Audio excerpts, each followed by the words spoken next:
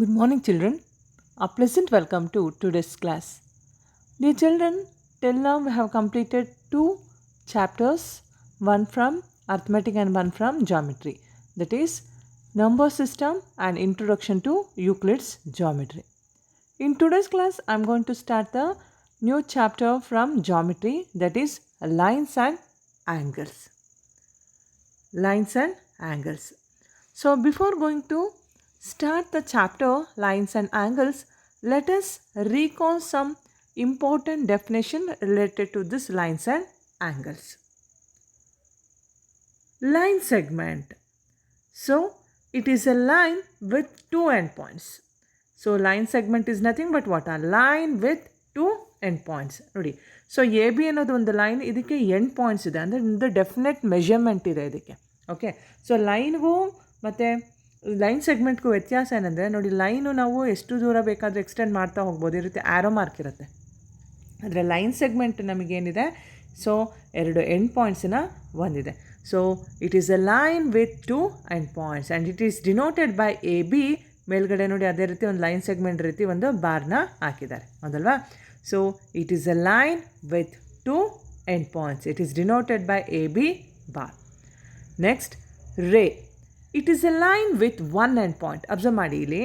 So line ಸೆಗ್ಮೆಂಟಿಗೆ ಎರಡು end point ಇತ್ತು, ಇಲ್ಲಿ ರೇಗೆ ಒಂದು ಎಂಡ್ ಪಾಯಿಂಟ್ ಇದೆ, ಒಂದು ಕಡೆ ಆರೋ ಮಾರ್ಕ್ ಇದೆ, ಅಂದರೆ ಓನ್ಲಿ ಒನ್ ಡೈರೆಕ್ಷನಲ್ಲಿ ಮಾತ್ರ ಇದು ಏನಾಗುತ್ತೆ, ಎಕ್ಸ್ಟೆಂಡ್ ಆಗ್ತಾ ಹೋಗುತ್ತೆ. Okay, and it is denoted by A B. ಮೇಲ್ಗಡೆ ನೋಡಿ ರೇ ಸಿಂಬಲ್ಲೇ ಇದೆ. Okay, so a line with one end point we are going to call it as ray. A line with two end points, that is what? A line segment. Next, collinear points and non-collinear points. If three or more than 3 points lie on the, ಇದು ಹೀ ಆಗಿದೆ, it is not e children, so make it lie, L-I-E. Wait. Yes. So if 3 or more than 3 points lie on the same line, then they are called collinear points. Otherwise, they are called non-collinear points. So ಇಲ್ಲಿ observe ಮಾಡಿ. So ಒಂದು line ಮೇಲೆ ಇಲ್ಲಿ ನಿಮಗೆ ಒಂದು straight line ಇದೆ ನೋಡಿ, ಇಲ್ಲಿ ಸ್ಟ್ರೈಟ್ ಲೈನ್ ಇದೆ, ಎರಡು ಕಡೆನೇ ಏನಿದೆ, ಆರೋ ಮಾರ್ಕ್ ಇದೆ ನೋಡಿ. ಆದರೆ ಇಲ್ಲಿ ನಮಗೆ ಲೈನ್ ಸೆಗ್ಮೆಂಟಲ್ಲಿ ಎಂಡ್ ಪಾಯಿಂಟ್ ಇತ್ತು. ಸೊ ಇಲ್ಲಿ ಏನಿದೆ, ಇದು ಒಂದು ಸ್ಟ್ರೈಟ್ ಲೈನ್ ಇದೆ, ಹೌದಾ? ಈ ಸ್ಟ್ರೈಟ್ ಲೈನ್ ಮೇಲೆ ಪಿ, ಕ್ಯೂ ಮತ್ತು ಆರ್ ಮೂರು ಪಾಯಿಂಟ್ಸು ಆ ಲೈನ್ ಮೇಲೆ ಇದೆ. Okay, so 3 points are more than 3 points, ಮೂರು ಅಥವಾ ಮೂರಕ್ಕಿಂತ ಹೆಚ್ಚಿನ ಪಾಯಿಂಟ್ಸು ಒಂದೇ ಲೈನ್ ಮೇಲೆ ಇದ್ದರೆ ಅದನ್ನು collinear.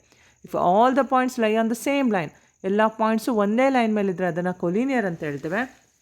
If it is not lie on the same line, if then we are going to call it as what?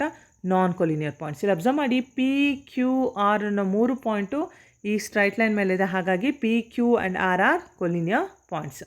So ಇಲ್ಲಿ ಅಬ್ಸರ್ವ್ ಮಾಡಿ, A, B, C are 3 points. ನೋಡಿ, ಇಲ್ಲಿ ಬರೀ 2 ಪಾಯಿಂಟ್ಸ್ ಮಾತ್ರ ನಮಗೇನಾಗುತ್ತೆ, ಒಂದು ಲೈನ್ ಮೇಲಿದೆ. ಸೊ 3 ಪಾಯಿಂಟ್ಸು ಒಂದೇ line ಮೇಲೆ ಇಲ್ಲ, ಹೌದಾ? ಈ ಬಿ ಸಿ ಮಾತ್ರ 2 ಪಾಯಿಂಟು ಈ ಲೈನ್ ಮೇಲೆ ಬರುತ್ತೆ, ಅಲ್ಲ? ಎ ಬಿ ಅನ್ನೋದು ಮಾತ್ರ ಇಲ್ಲಿ ಬರುತ್ತೆ, ಸಿ ಹೊರಗಡೆ ಉಳಿಯುತ್ತೆ, ಎ ಸಿನ ತೊಗೊಂಡಾಗ ಬಿ ಹೊರಗಡೆ ಉಳಿಯುತ್ತೆ. ಸೊ ಹಾಗಾಗಿ ಎ, ಬಿ ಆ್ಯಂಡ್ ಸಿ ಅನ್ನೋದು ಏನಿಲ್ಲಿ non collinear points, because they are not lie on the same line. Okay, so ಯಾವಾಗಲೂ ತಿಳ್ಕೊಳ್ಳಿ, ಮೂರಕ್ಕಿಂತ ಹೆಚ್ಚು ಪಾಯಿಂಟ್ಸು ಒಂದೇ ಲೈನ್ ಮೇಲಿದ್ದರೆ ಕೊಲಿನಿಯರ್. ಸೊ ಒಂದೇ ಲೈನ್ ಮೇಲೆ ಇಲ್ಲ ಅಂದರೆ ನಾನ್ ಕೊಲಿನಿಯರ್. ಯಾಕೆಂದರೆ ನಿಮಗೆ ಇಲ್ಲಿ 2 ಪಾಯಿಂಟ್ ಇದೆಯಲ್ಲ, ಇದು ಕೊಲಿನಿಯರ್ ಆಗಲ್ವಾ ಅಂತ ಅನಿಸ್ಬೋದು. ನೋಡಿ, ಮಿನಿಮಮ್ 3 ಪಾಯಿಂಟು ಒಂದೇ ಲೈನ್ ಮೇಲಿದ್ದರೆ ಕೊಲಿನಿಯರ್. ಸೊ ಒಂದೇ ಲೈನ್ ಮೇಲಿಲ್ಲ ಅಂದರೆ ನಾನ್ ಕೊಲಿನಿಯರ್ ಅಂತ ಹೇಳ್ತೇವೆ. Okay, so next let us discuss about angle. As we know, an angle is formed when two rays originate from the same end point. So angle ಯಾವಾಗ form ಆಗುತ್ತೆ? ಎರಡು race ಒಂದೇ ಪಾಯಿಂಟಿಂದ originate ಆದಾಗ angle form ಆಗುತ್ತೆ. So ಇಲ್ಲಿ observe ಮಾಡಿ, A B ಅನ್ನೋದು ಒಂದು ರೇ, ಏಕೆಂದರೆ ನೋಡಿ ಒಂದು ಪಾಯಿಂಟ್ ಇದೆ, ಒಂದು ಕಡೆ ಆರೋ ಮಾರ್ಕ್ ಇದೆ. ಬಿ ಸಿ ಅನ್ನೋದು ಒಂದು ರೇ. ಸೊ ಎರಡು ಕೂಡ ಒಂದೇ ಒಂದು ಪಾಯಿಂಟಿಂದ ಏನಾಗ್ತಿದೆ, ಒರಿಜಿನೇಟ್ ಆಗ್ತಾಯಿದೆ. ಸೊ ಆ ಕಾಮನ್ ಪಾಯಿಂಟ್ ಯಾವುದು? ಬಿ. ಆ ಕಾಮನ್ ಪಾಯಿಂಟ್ನ ನಾವೇನಂತ ಕರಿತೇವೆ? ವರ್ಟೆಕ್ಸ್ ಅಂತ ಕರಿತೀವಿ. ಹಾಗಾದರೆ ಈ ಬಿ ಎ ಮತ್ತು ಬಿ ಸಿ ಅನ್ನೋದೇನಿದೆಯಲ್ಲ, ಅದನ್ನು ಆರ್ಮ್ಸ್ ಅಂತ ಕರಿತೀವಿ. ಓಕೆ, ಸೊ ನೋಡಿ, ಎರಡು ಆರ್ಮ್ಸ್ ಎ ಬಿ ಮತ್ತು ಬಿ ಸಿ ಅನ್ನೋದು ಎರಡು ಕೂಡ ಸೇಮ್ ಪಾಯಿಂಟಿಂದ ಏನಾಗಿದೆ, ಒರಿಜಿನೇಟ್ ಆಗಿದೆ. ಓಕೆ, ಸೊ ಬಿ ಅನ್ನೋದು common vertex, A B and B C ಅನ್ನೋದನ್ನ ಏನಂತ ಹೇಳ್ತೀವಿ? ಆರ್ಮ್ಸ್ ಅಂತ ಹೇಳ್ತೇವೆ. So angle A B C is denoted by this symbol, L ಶೇಪಲ್ಲಿ ಹಾಕ್ತೀವಿ ನೋಡಿ. Angle A B C. Okay, ಹೌದಲ್ವಾ? ಆಯ್ತಾ ನೋಡಿ, ಆ್ಯಂಗಲ್ ಎ ಬಿ ಸಿ. ಅಥವಾ ನೋಡಿ, ಈ ಥರ ನಾವು ಮೇಲ್ಗಡೆ ವಿ, ಉಲ್ಟಾ ವಿ, ಕ್ಯಾಪ್ ಶೇಪಲ್ಲಿ ಕೂಡ ಹಾಕಿ ಈ ರೀತಿ ಬರುತ್ತೆ. Okay, so the rays B A and B C. ಇಲ್ಲಿ ನೋಡಿ, ಇಲ್ಲಿ ಕೆಳಗಡೆ ಬಂದಿದೆ ನಮಗೆ ರೇ ಸಿಂಬಲ್, ಕೆಳಗಡೆ ಬರಬಾರ್ದು, ಈ ಥರ ಮೇಲೆ ಬರ್ಕೋಬೇಕು. The rays B A and B C making an angle are called the arms of triangle angle A B C. So ಈ ಆ್ಯಂಗಲ್ ಎ ಬಿ ಸಿ ಅನ್ನೋದನ್ನ ಯಾವ ಎರಡು ಆರ್ಮ್ಸನ್ನು ಫಾರ್ಮ್ ಮಾಡ್ತಾ ಇದೆ? ಎ ಬಿ ಮತ್ತು ಬಿ ಸಿ ಅನ್ನೋದು ಎರಡು ಆರ್ಮ್ಸು ಆ್ಯಂಗಲ್ ಎ ಬಿ ಸಿನ ಫಾರ್ಮ್ ಮಾಡ್ತಾ ಇದೆ. So A B and B C are the two arms which is making an angle A B C. And the end point B is called the vertex of angle A B C. ಹಾಗಾದರೆ ಈ end point ಏನಿದೆಯಲ್ಲ, so ಇದನ್ನು ನಾವೇನಂತ ಹೇಳ್ತೇವೆ? Vertex of the angle A B C. Vertex of angle A B C. Okay, yes. ನಾವು let us discuss about types of angles. So angle ಅಂದರೆ ಏನಂತ ಗೊತ್ತಾಯಿತು, ಎರಡು ರೇ ಒಂದೇ ಪಾಯಿಂಟಿಂದ ಒರಿಜಿನೇಟ್ ಆಗಿದ್ದಾಗ ನಮಗೇನು ಬರುತ್ತೆ? ಆ್ಯಂಗಲ್ ಫಾರ್ಮ್ ಆಗುತ್ತೆ, ಹೌದಲ್ವಾ? So the inclination of two rays which forms an angle. So ಅದರ ಯಾವ್ಯಾವ ಥರದ ಆ್ಯಂಗಲ್ಸ್ ಇದೆ ಅಂತ ನಾವೀಗ ಒಂದ್ಸರಿ ರೀಕಾಲ್ ಮಾಡ್ತಾ ಹೋಗೋಣ. So there are different types of angles such as acute angle, right angle, obtuse angle, straight angle and reflex angle. So first one, acute angle. An acute angle is an angle which is less than 90 degree. So acute angle is an angle which is more than 0 and less than 90, which is more than 0 ಅಂದರೆ 0 ಡಿಗ್ರಿಗಿಂತ ಏನಿರುತ್ತೆ? ಜಾಸ್ತಿ ಇರುತ್ತೆ. which is more than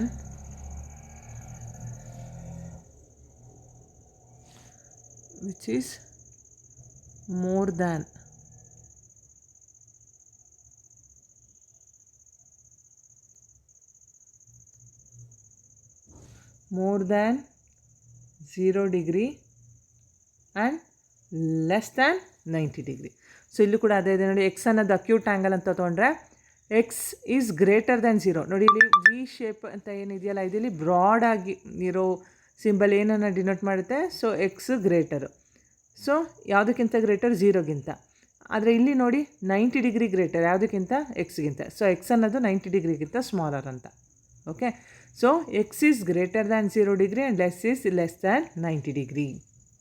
So an angle which is more than 0 and less than 90, we are going to call it as acute angle. Next, right angle. A right angle is an angle which is equal to 90 degree. ನೋಡಿ, ಎಕ್ಸಾಕ್ಟಾಗಿ 90 ಡಿಗ್ರಿಗೆ equal ಆಗೋ ಆ್ಯಂಗಲ್ನ ನಾವೇನಂತ ಹೇಳ್ತೇವೆ? Right angle ಅಂತ ಹೇಳ್ತೇವೆ. So ಇಲ್ಲಿ y ಅನ್ನೋದು ಏನು 90 ಡಿಗ್ರಿನ ರೆಪ್ರೆಸೆಂಟ್ ಮಾಡ್ತಾರೆ. So y is equals to 90 degree. So an angle which is exactly equal to 90 degree, we are going to call it as right angle. An angle which is more than 0 degree and less than 90 degree, we are going to call it as acute angle. Next, obtuse angle. An obtuse angle is an angle which is more than 90 degree and less than 180. ನೋಡಿ, 90 ಡಿಗ್ರಿಗಿಂತ ಜಾಸ್ತಿ 180 ಡಿಗ್ರಿಗಿಂತ ಕಡಿಮೆ ಐತಂದ್ರೆ ಅದನ್ನು ನಾವು we are going to call it as what? obtuse angle. So ಇಲ್ಲಿ z ಅನ್ನೋದು obtuse angle ಅಂತ ನಾವು ತೊಗೊಂಡ್ರೆ ಅಬ್ಸರ್ವ್ ಮಾಡಿ, z is greater than 90. ನೋಡಿ, z greater than 90 degree and z is smaller than 180 degree. So an angle which is more than 90 degree and less than 180 degree is called obtuse angle. Next, right angle. A straight angle is an angle which is equal to 180 degree. ನೋಡಿ, right ಆ್ಯಂಗಲಲ್ಲಿ ಹೇಗೆ ಎಕ್ಸಾಕ್ಟಾಗಿ angle 90 ಡಿಗ್ರಿಗೆ equal ಆಗುತ್ತೆ, ಅದೇ ರೀತಿ so straight ಆ್ಯಂಗಲಲ್ಲಿ 180 ಡಿಗ್ರಿಗೆ equal ಆಗುತ್ತೆ. So two right angle ಎಷ್ಟು ಡಿಗ್ರಿಗೆ ಸಮ? 180 ಡಿಗ್ರಿಗೆ ಸಮ. ನೋಡಿ, ಇಲ್ಲಿ ಸ್ಟ್ರೈಟ್ ಲೈನ್ ಏನು ಫಾರ್ಮ್ ತೋರಿಸ್ತಾ ಇದೆಯಲ್ಲ, this is what? 180 degree. An angle which is equal to 180 degree is called straight angle. So S is equals to what? 180 degree. Next, reflex angle. A reflex angle is an angle which is more than 180 degree and less than 360 degree. ನೋಡಿ, T ಅನ್ನೋದು ನಾವು reflex angle ಅಂತ ತೊಗೊಂಡ್ರೆ T is greater than 180 degree. T ಅನ್ನೋದು 180 ಡಿಗ್ರಿಗಿಂತ ಜಾಸ್ತಿ ಇದೆ and 360 ಡಿಗ್ರಿಗಿಂತ ಏನಿದೆ? ಕಡಿಮೆ ಇದೆ. So here T is greater than 180 degree and smaller than 360 degree. ನೆನ್ಪಿಟ್ಕೊಳ್ಳಿ, an angle which is more than 180 degree and less than 360 degree, we are going to call it as a reflex angle. T is greater than 180 degree and T is smaller than less than 360 degree. Okay, next, supplementary angles. The two angles whose sum is 180 degree are known as supplementary angles. ನೋಡಿ, so ಯಾವ ಎರಡು ಆ್ಯಂಗಲ್ನ ಕೂಡಿದಾಗ 180 ಡಿಗ್ರಿಗೆ equal ಆಗುತ್ತೆ ಅದನ್ನು ನಾವೇನಂತ ಹೇಳ್ತೇವೆ? Supplementary angles ಅಂತ ಹೇಳ್ತೇವೆ. The two angles whose sum is 180 degree are known as supplementary angles. ಇಲ್ಲಿ ಅಬ್ಸರ್ವ್ ಮಾಡಿ, ಇಲ್ಲಿ ಎರಡು ಆ್ಯಂಗಲ್ ಇದೆ, 45 ಡಿಗ್ರಿ ಮತ್ತು 135 ಡಿಗ್ರಿ. ಸೊ ಎರಡು ಆ್ಯಂಗಲ್ನ ಆ್ಯಡ್ ಮಾಡಿದರೆ ಎಷ್ಟು ಡಿಗ್ರಿಗೆ ಈಕ್ವಲ್ ಆಗ್ತಾ ಇದೆ? 180 ಡಿಗ್ರಿಗೆ. ಸೊ ಹಾಗಾದರೆ ಈ ಎರಡು ಆ್ಯಂಗಲ್ಸ್ನ ನಾವೇನಂತ ಹೇಳ್ತೇವೆ? Supplementary angles. So 45 degree and 135 degree. So ಎರಡು ಆ್ಯಡ್ ಮಾಡಿದರೆ 180 ಡಿಗ್ರಿಗೆ ಈಕ್ವಲ್ ಆಗುತ್ತೆ. So which forms supplementary angles. For the figure shown above, sum of the angles 45 degree and 135 degree is 180 degree. Hence, these two angles are supplementary angles. Next, complementary angles. So, if the sum of two angles, the two angles whose sum is 90 degree are known as complementary angle. The two angles whose sum is 90 degree are known as complementary angles. ನೋಡಿ, so ಯಾವುದಾದ್ರೂ ಎರಡು ಆ್ಯಂಗಲ್ನ add ಮಾಡಿದರೆ ಅದು 90 ಡಿಗ್ರಿಗೆ equal ಆಯ್ತು ಅಂದರೆ ಅದನ್ನು complimentary angles ಅಂತ ಹೇಳ್ತೇವೆ. ಸೊ ಇಲ್ಲ ಎ ಮತ್ತು ಬಿ ಅನ್ನೋದು ಎರಡು ಆ್ಯಂಗಲ್. ಸೊ ಎರಡು ಆ್ಯಂಗಲು ಆ್ಯಡ್ ಮಾಡಿದಾಗ ನಿಮಗೆ 90 ಡಿಗ್ರಿಗೆ ಈಕ್ವಲ್ ಆಯ್ತು ಅಂದರೆ ಅದನ್ನು ನಾವು ಕಾಂಪ್ಲಿಮೆಂಟ್ರಿ. ಫಾರ್ ಎಕ್ಸಾಂಪಲ್ ಎನ ನಾವೆಷ್ಟು ಇದನ್ನು 45 ಅಂತ ತಗೊಳ್ಳೋಣ. ಸೊ ಇದು ಕೂಡ 45 ಎರಡು ಆ್ಯಡ್ ಮಾಡಿದ್ರೆ ಏನು ಬರುತ್ತೆ? So 90 degree. ಸೊ ಹಾಗಾಗಿ ಇದನ್ನು ನಾವೇನಂತ ಹೇಳ್ತೇವೆ? ಕಾಂಪ್ಲಿಮೆಂಟ್ರಿ ಆ್ಯಂಗಲ್ಸ್ ಅಂತ ಕರೀತಾರೆ. For the figure shown above, the sum of the angles A and B is 90 degree. Hence these two angles are complementary angles. Next, adjacent angles. Two angles are said to be adjacent if they have a common vertex, a common arm, and their non-common arms are on different side of the common arm. So ಎರಡು ಆ್ಯಂಗಲ್ನ ಯಾವಾಗ adjacent ಅಂತ ಹೇಳ್ತೀವಿ ಅಂದರೆ ಅದಕ್ಕೆ common vertex ಇರಬೇಕು, common arm ಒಂದಿರಬೇಕು, ಮತ್ತು non common arms different side, common ಆರ್ಮಿನ ಡಿಫ್ರೆಂಟ್ ಸೈಡಲ್ಲಿ ಇರಬೇಕು. Okay, when two angles are adjacent then their sum is always equal to the angle found by the two non common arms. ನೋಡಿ, ಎರಡು angles adjacent ಆದರೆ ಅದರ ಒಂದು ಮೊತ್ತ ನಾನ್ common ಆರ್ಮ್ಸಿಂದ ಫಾರ್ಮ್ ಆಗೋ ಆ್ಯಂಗಲಿಗೆ ಈಕ್ವಲ್ ಆಗುತ್ತೆ. ಸೊ ಇಲ್ಲಿ ನಿಮ್ಗೆ ಡಯಾಗ್ರಾಮಲ್ಲಿ ನಾನು ತೋರಿಸ್ತೀನಿ, ಅಬ್ಸರ್ವ್ ಮಾಡಿ. A B, B D, B C ಮೂರು ಆರ್ಮ್ಸ್ ಇದೆ, ಹೌದಲ್ವಾ? ಸೊ ಎರಡು ಆ್ಯಂಗಲ್ ಇದೆ ನೋಡಿ. ಆ್ಯಂಗಲ್ ಎ ಬಿ ಡಿ ಅನ್ನೋದು ಒಂದು angle, angle D B C ಅನ್ನೋದು ಇನ್ನೊಂದು angle. Angle A B D ಅನ್ನೋದೊಂದು angle, angle D B C ಅನ್ನೋದು ಆ್ಯಂಗಲ್, ಹೌದಲ್ವಾ? ಸೊ ಎರಡು ಆ್ಯಂಗಲ್ಗೂ ಕಾಮನ್ ಆಗಿರೋ ಆರ್ಮ್ ಯಾವ್ದು ನೋಡಿ? B D. So A B D, B D C ಎರಡಕ್ಕೂ ಕಾಮನ್ ಆರ್ಮ್ ಯಾವುದು? B D. So B D ಅನ್ನೋದು ಮಧ್ಯದಲ್ಲಿ ಕಾಮನ್ ಆಗಿದೆ. So B D is a common arm and B ಅನ್ನೋದು ಕಾಮನ್ ವರ್ಟೆಕ್ಸ್ ಕೂಡ. ಸೊ ಬಿ ಇಂದ ನೋಡಿ, ಬಿ ಅನ್ನೋ ಪಾಯಿಂಟಿಂದ ಎ ಬಿ ಕೂಡ ಹೋಗಿದೆ, ಬಿ ಡಿ ಕೂಡ ಹೋಗಿದೆ, ಬಿ ಸಿ ಕೂಡ ಹೋಗಿದೆ. So B is a common vertex and B D is a common arm. Okay, so B D ಅನ್ನೋದು ಕಾಮನ್ ಆರ್ಮು. ಹಾಗಾದರೆ ನಾನ್ ಕಾಮನ್ ಆರ್ಮ್ಸ್ ಯಾವುದು ನೋಡಿ? ಬಿ ಸಿ, ಎ ಬಿ ಅನ್ನೋದು ನಾನ್ ಕಾಮನ್ ಆರ್ಮ್. ನೋಡಿ, ಇದು ಕಾಮನ್ ಆರ್ಮಿನ ಆ ಕಡೆಗೊಂದು ಈ ಕಡೆಗೊಂದು ಇದೆ, ಹೌದಾ? ಡಿಫ್ರೆಂಟ್ ಸೈಡ್ಸಲ್ಲಿದೆ. ಕಾಮನ್ ಆರ್ಮಿನ ಡಿಫ್ರೆಂಟ್ ಸೈಡಲ್ಲಿ ನಾನ್ ಕಾಮನ್ ಆರ್ಮ್ ಇದೆ. ಓಕೆ, ಸೊ ಅಬ್ಸರ್ವ್ ಮಾಡಿ. For the figure shown above, angle A B D, angle D B C are the adjacent angle. Angle A B D angle D B C are the adjacent angles. Here the ray B D is a common arm and B is a common vertex. ನಾನು ಆಗಲೇ ಹೇಳಿದೆ, B D ಅನ್ನೋದು common arm and B is the common vertex. Okay, and the ray B A and B C are the non common arms. So ನೋಡಿ, B A ಮತ್ತು B ಸಿನ ನಾವೇನಂತ ಹೇಳ್ತೀವಿ? Non common arms ಅಂತ ಹೇಳ್ತೇವೆ. Therefore angle A B C ಅಂದರೆ angle A B C ಅನ್ನೋದೇನಿದೆಯಲ್ಲ, complete angle ಇದೇನಕ್ಕೆ ಸಮ? Angle A B D plus angle D B ಸಿಗೆ ಸಮ. ಆ್ಯಂಗಲ್ ಎ ಬಿ ಸಿ ಅನ್ನೋದು ಯಾವುದರಿಂದ ಫಾರ್ಮ್ ಆಗಿರೋ ಆ್ಯಂಗಲ್ಲು? ನಾನ್ ಕಾಮನ್ ಆರ್ಮ್ಸಿಂದ ಫಾರ್ಮ್ ಆಗಿರೋ ಆ್ಯಂಗಲ್ ಎ ಬಿ ಮತ್ತು ಬಿ ಸಿಯಿಂದ. ನೋಡಿ, ಆ್ಯಂಗಲ್ ಎ ಬಿ ಸಿ ಅನ್ನೋದು ಏನಕ್ಕೆ ಸಮ ಆಗುತ್ತೆ? A B D plus D B ಸಿಗೆ ಈಕ್ವಲ್ ಆಗುತ್ತೆ. Okay, so angle A B C is equals to angle A B D plus angle D B C. So adjacent angles ಅಂದರೆ ನೋಡಿ, ಒಂದು common arm ಇರಬೇಕು, ಒಂದು ಕಾಮನ್ ವರ್ಟೆಕ್ಸ್ ಇರಬೇಕು. ನಾನ್ common ಆರ್ಮಿನ different ಸೈಡಲ್ಲಿ ಇರಬೇಕು. ಹಾಗಾದರೆ ಈ ನಾನ್ ಕಾಮನ್ ಆರ್ಮಿಂದ ಫಾರ್ಮ್ ಆಗಿರೋ ಆ್ಯಂಗಲ್ ಯಾವುದು? ಎ ಬಿ ಸಿ ಅನ್ನೋದು ಯಾವುದಕ್ಕೆ ಈಕ್ವಲ್ ಆಗುತ್ತೆ? Angle A B D plus angle D B ಸಿಗೆ ಈಕ್ವಲ್ ಆಗುತ್ತೆ. Okay, next, vertically opposite angles. The vertically opposite angles form when two lines intersect each other at a point. ನೋಡಿ, so ಎರಡು line ಒಂದು ಪಾಯಿಂಟಲ್ಲಿ intersect ಆದರೆ ಅದನ್ನು vertically opposite angles ಏನಾಗುತ್ತೆ? Form ಆಗುತ್ತೆ. ಆಗ ನೋಡಿ, ಎ ಬಿ ಅನ್ನೋದು ಒಂದು ಲೈನ್, ಸಿ ಡಿ ಅನ್ನೋದು ಲೈನ್. ಯಾಕೆ ಲೈನ್ ಅಂತ ಹೇಳ್ತಾ ಇದ್ವಿ? ಎರಡು ಕಡೆ ಆರೋ ಮಾರ್ಕ್ ಇದೆ, ಅಬ್ಸರ್ವ್ ಮಾಡಿ. ಸೊ ಎ ಬಿ ಮತ್ತು ಸಿ ಡಿ ಅನ್ನೋ ಎರಡು ಲೈನು ಓ ಅನ್ನೋ ಪಾಯಿಂಟ್ ಹತ್ರ ಕಾಮನ್ ಪಾಯಿಂಟ್ ಹತ್ರ ಮೀಟ್ ಆಗ್ತಾ ಇದೆ. ಸೊ ಹಾಗಾದರೆ ಇಲ್ಲಿ ಅಪೋಸಿಟ್ ಆ್ಯಂಗಲ್ಸ್ ಏನು ಫಾರ್ಮ್ ಆಗಿದೆಯಲ್ಲ, ಒಟ್ಟು 4 ಆ್ಯಂಗಲ್ ಇದೆ. ಈ ಅಪೋಸಿಟ್ ಆ್ಯಂಗಲ್ಸ್ ಒಂದಕ್ಕೊಂದು ಏನಾಗುತ್ತೆ, ಈಕ್ವಲ್ ಆಗುತ್ತೆ. Okay, the two lines A B and C D intersect each other at the point O. Then there are two pairs of vertically opposite angles. So one pair is angle AOD and angle BOC. So ನೋಡಿ, ಒಂದು ಜೊತೆ ಇದು ಇನ್ನೊಂದು ಜೊತೆ, ಎರಡು ಜೊತೆ ಇದೆ ಒಟ್ಟು. ಸೊ ಹಾಗಾದ್ರೆ ಆ್ಯಂಗಲ್ AODಗೆ ಏನು ಈಕ್ವಲ್, ಆ್ಯಂಗಲ್ BOC ಈಕ್ವಲ್.